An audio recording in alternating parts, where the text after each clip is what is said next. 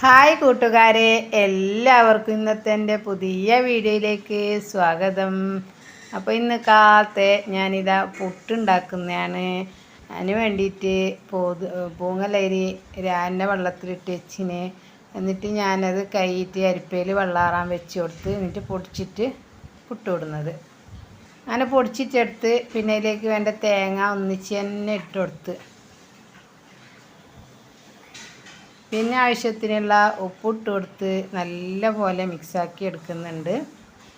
വെള്ളം തിളക്കാനായി വെച്ചിട്ടുണ്ട്. ഇതാ പുട്ടുകുറ്റിയിൽ പുട്ടിട്ട് കൊടുത്തിന് നമ്മൾ ഒരു സെറ്റ് പുട്ടായി. രണ്ടാമത്തത് വെച്ച് കൊടുത്തിന്.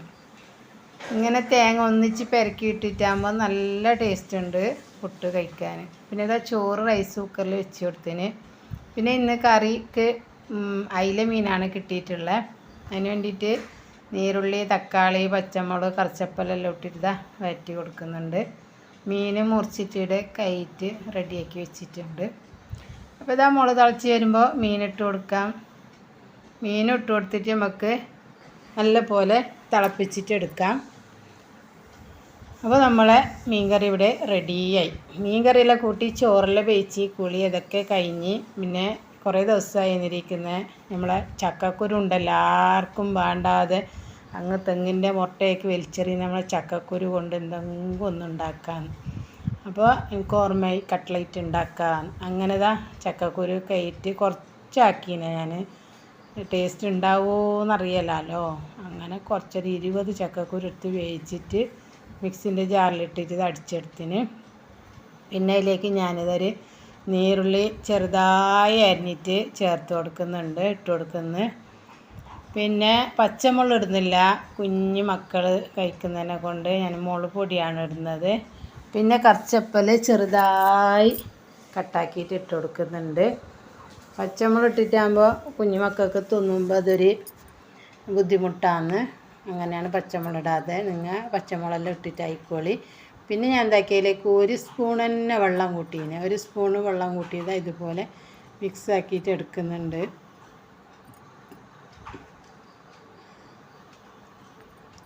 നല്ലപോലെ മിക്സാക്കിയിട്ട് എടുത്ത് പിന്നെ അതിലേക്ക് വേണ്ട ഉപ്പിട്ട് കൊടുക്കണം. ചക്കക്കുരുവിന് ഉപ്പിട്ടിട്ടില്ല. പിന്നെ കുറച്ച് മുളക് പൊടി ഇട്ട് കൊടുക്കുന്നുണ്ട്. ഒരു 1/4 ടീസ്പൂൺ തന്നെ, വേറെ അല്ല അത്ര തന്നെ. പിന്നെ ഒരു 1/4 ടീസ്പൂണ് മഞ്ഞൾപ്പൊടി ഇട്ട് കൊടുക്കുന്നു.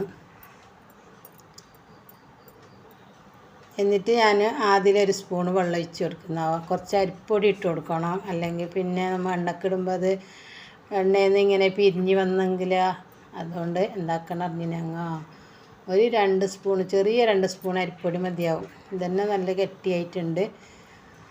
അപ്പോൾ അങ്ങനെ അരിപ്പൊടി ഇട്ട് കൊടുത്തിട്ട് 1 സ്പൂൺ തന്നെ വെള്ളം, മൊത്തത്തിൽ 2 സ്പൂൺ വെള്ളമാണ് വേണ്ടത് അതിന്. അങ്ങനെ ഒന്ന് ചുറ്റിച്ചിട്ട് നല്ല പോലെ മിക്സാക്കിയിട്ട് എടുക്കുന്നുണ്ട്.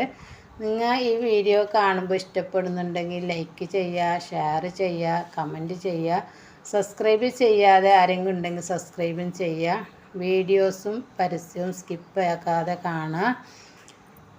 ഇത് നല്ല പോലെ ഞാനിത് മിക്സാക്കിയിട്ട് എടുത്തതിന്. എന്നിട്ട് നമുക്ക് കട്ട്ലേറ്റിൻ്റെ ഷേപ്പിലാക്കിയിട്ട് എടുക്കാം. എൻ്റെ പഠിച്ചോനെ എന്ത് പാങ്ങുണ്ടായിന്നറിയോ, ചക്കക്കുരുവിലാക്കിയതെന്നേ പറയല്ല, അത്രയും നല്ല ടേസ്റ്റ് ഉണ്ടായി. ഉണ്ടാക്കിയിട്ടാകുമ്പോൾ ഞാൻ നിരിച്ച് എന്തിനല്ല ഞാൻ ഇത്ര കുറച്ചാക്കിയ, കുറേ ജാസ്തി ആക്കട്ടെ കഴിഞ്ഞിരുന്നു. ഇൻഷാല്ലാ എനിക്ക് ആക്കണം നല്ലോണം. എൻ്റെ മോന് വരും, മോന് വന്നിട്ടാകുമ്പോൾ കുറച്ച് നല്ലോണം ചക്കക്കുരു ഇട്ടിട്ട് നല്ലോണം ആക്കണം. ഇത് ഞങ്ങൾക്ക് കറക്റ്റായിട്ട് ഈ 2 അപ്പേ ഉണ്ടായിന്, ഈ 2 കട്ട്ലേറ്റേ കിട്ടീനത്. അത്രയും നല്ല ടേസ്റ്റ് ഉണ്ടായിന്. അഞ്ഞ് ഒരിക്കലും നിങ്ങൾ ഉണ്ടാക്കി നോക്കണം. നമ്മൾ ചാടുന്ന ചക്കക്കുരു അല്ലേ, എല്ലാവരും ചക്കക്കുരു ചാടലല്ലേ. ആര് കറി വെക്കുന്ന ആളുണ്ട്? ആരും വെക്കാറില്ല.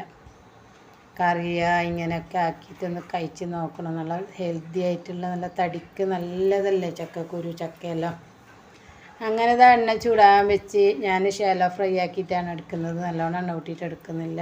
എനിക്ക് നല്ല പേടിയുണ്ട്, എന്താവും പിരിഞ്ഞ് പോകുമെന്നൊരു പേടി ഉണ്ടായി. അതൊന്നും ഉണ്ടായിട്ട, നല്ല നേരായിട്ട് വന്നിന്. അപ്പോൾ എണ്ണ ചൂടായിട്ടാകുമ്പോൾ ഞാനിത് ഓരോന്ന് വെച്ച് കൊടുത്ത്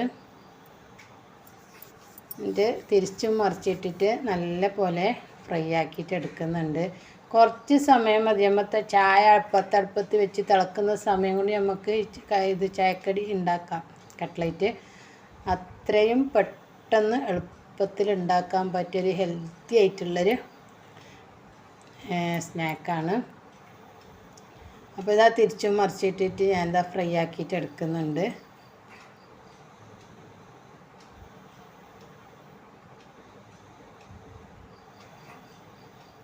ഇതായിട്ടുണ്ട്. അത് എണ്ണയിൽ നിന്ന് വരാൻ അതിന് മനസ്സേയില്ല, എണ്ണയിൽ തന്നെ നിൽക്കാനാണ് അതിൻ്റെ പൂതി. എടുത്തെങ്ങും അത് ഒരുത്തെങ്ങും പ്ലേറ്റിലേക്ക് വെത്തുന്നില്ല. അങ്ങനെ ഇതാ ഞാൻ എല്ലാ എണ്ണയിൽ നിന്ന് കോരി എടുക്കുന്നുണ്ട്. ഒരു കട്ടച്ചാൻ്റെ കൂടെ എല്ലാം കഴിക്കാൻ നല്ല സൂപ്പർ. മഴ വരുമ്പോഴല്ലോ, നല്ല മഴയല്ലേ ഇപ്പോൾ, നല്ല മഴ വരുന്നുണ്ട് പുറത്ത്. അങ്ങനെ കട്ടൻ ചായൻ്റെ കൂടെ കഴിക്കാനെല്ലാം നല്ല ടേസ്റ്റുള്ളൊരു സ്നാക്കാണ്. എല്ലാവരും ട്രൈ ചെയ്ത് നോക്കണം. അത്രയും നല്ല ടേസ്റ്റ് ഉണ്ടാവും. ആരും സ്കിപ്പാക്കണ്ട. വെറുതെ പറയുന്നതല്ല, നല്ല ടേസ്റ്റ് ഉണ്ടായിന്. ഇതൊന്ന് പൊളിച്ച് നോക്കി. എന്ത് പുറം നല്ല ഇത് സോഫ്റ്റായിട്ടും പുറമെ നല്ല കരുമുറായിട്ടുണ്ടായി. നല്ല അടിപൊളി ഉണ്ടായി. ഞങ്ങൾക്ക് നല്ല ഇഷ്ടപ്പെട്ടു. ഇനിയും ഞാൻ ഉണ്ടാക്കും, ഇൻഷാ അല്ലാഹ് ഉണ്ടാക്കണമെന്നുണ്ട്.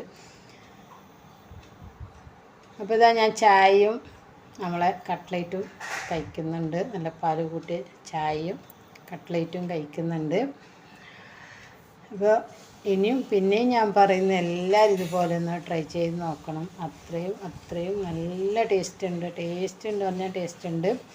അങ്ങനെ ചായ കുടിച്ചിട്ടായിരുന്നു. നോക്കുമ്പോൾ ഇതാ ഞങ്ങളെ പുരയിലൊരു കുഞ്ഞ് അതിഥി വന്നിട്ടുണ്ട്. ഇതാ നല്ല കാണാൻ നല്ല ക്യൂട്ട് ബട്ടർഫ്ലൈ. അത് കണ്ട് നല്ല ക്യൂട്ടായതുകൊണ്ട് ഞാൻ വീഡിയോയിൽ ഉൾപ്പെടുത്തി. അത്ര തന്നെ. അപ്പോൾ ഇന്നത്തെ വീഡിയോ ഇത്ര തന്നെ. എല്ലാവരും സ്കിപ്പ് ചെയ്യാതെ കാണുന്ന പ്രതീക്ഷയോടെ വൈൻഡ് അപ്പ് ചെയ്യുന്നു. Bye bye. Thanks for watching.